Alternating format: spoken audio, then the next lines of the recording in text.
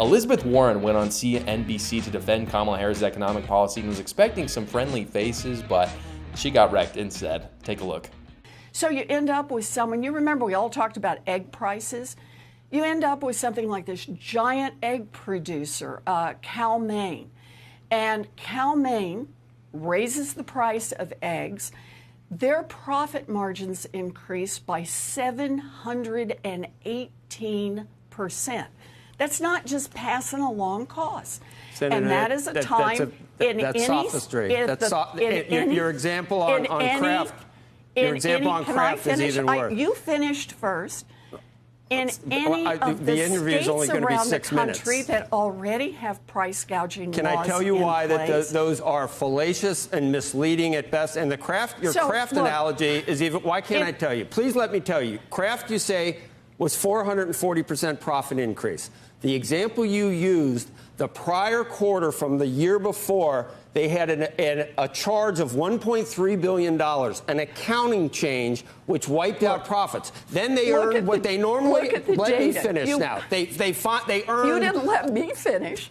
Look at the data. Come on. We have economic study now after economic study. This is the way it always goes. When there is more concentration, 40 million eggs were destroyed because of avian flu. When there is more concentration in an industry, we have seen much greater increases in Do you attribute the inflation? Margins. That's what you think we need to do to solve it? They're not random. They are not random one-offs. It is part of the problem when you've got companies that are gouging consumers on prices. Consumers need to know they've got somebody on their side. Senator, and listen, we're trying to help. We're trying to actually do. Where are you in the 37 states that currently have price gouging laws? Just quickly on that point, Senator Warren, can you, this is Kelly here. Can I just clarify how this would work? This is the way you never lose an argument because no one can ever say anything back to you, Senator. The Democrat talking point right now that companies have just magically began price gouging, that they're more greedy, is one of the silliest talking points from Democrats right now. The best way to poke holes in these crazy leftist theories is simply just to ask them questions, which is kind of what he was trying to do there. He's literally just trying to ask questions, and Elizabeth Warren wants to talk over him because she knows she cannot answer those questions. They just don't hold up. Questions like, did corporations magically become more greedy? What made corporations magically more greedy? How will a random bureaucrat be able to accurately place what eggs cost, for example, and how is that not going to screw up the economy? These are just really basic questions. Again, not an economist, not someone who is even, trying to pretend like I'm an expert in the economy. But when you have things like price gouging, you can just ask a few questions just as a normal person. Hey, so why are corporations magically more greedy? They can't answer any of them. They cannot answer a single question. That's how you know this isn't a real policy. This is just something that is baked into their leftist progressive ideology. They're basic questions. And you know why I know that they can't answer them? Because Kamala Harris has done 0 press conferences about her economic policy to answer questions about it since she rolled out. In fact, she hasn't done any press conferences on any of her policies, which we don't know very many policies, but we do know that she actually did release policies on the economy, and she's done 0 press conferences. If she was confident in that and she felt like she could actually answer questions, she would have no reason to not hold a press conference. But of course, she knows she can't answer them because they're crazy. She's just pandering to the far left part of their party. It's stunning to see, by the way, how many Democrats are happy about this fact that she's not doing any press conferences. If Donald Trump wasn't criticized or scrutinized, or his policies, weren't put under, a microscope, I would be upset. I'd be pissed as a Republican because I want my candidate to be strong. I don't want Donald Trump to just come up with random policies. I want them to be good. I want it to be scrutinized. I want the best leader for this country. I don't know why someone would want Kamala Harris at the negotiating table with Xi or Putin if she can't even just ask some really basic questions from the friend. This is the thing too. It's the friendliest media ever. They already love her.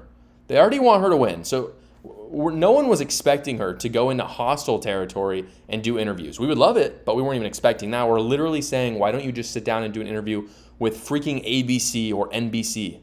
And she won't even do that. So if she can't do that, what makes you think that she can go against Xi or Putin and have a productive negotiating experience? It's not going to happen. It's just not. And again, as a Democrat, why would you want that? I don't understand. That's not good for America. I wouldn't want that for Donald Trump. Me as someone who supports Donald Trump, I want him to be criticized. I want him to be strong. I want him to be ready at the negotiating table. And he was. From 2017 to 2021, he was a beast when it came to the negotiating table, in my opinion.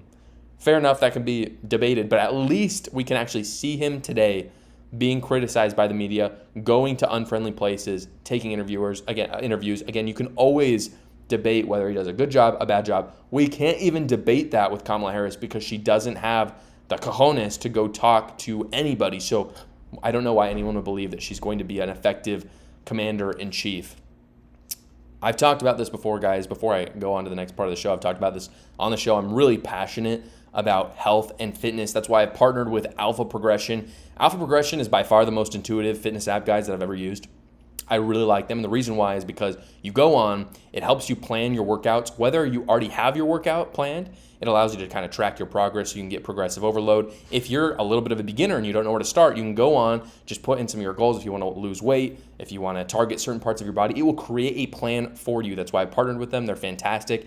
Right now, they also sync with your Apple Fitness app, which is fantastic. So if you got an Apple Watch, that's going to get integrated into all of that. Right now, if you go to my link, it's in the description below. It's at alphaprogression.com/Joshua. You'll get a 2-week trial, so you might as well just try it out, see what you like. It's been a game changer for my workout, so go check it out. You get 2 weeks free, and then after that, you get 20% off your first month. Again, that's at alphaprogression.com/Joshua. Thank you so much for watching, everybody. Please go down below, comment, like, and subscribe, and watch another video.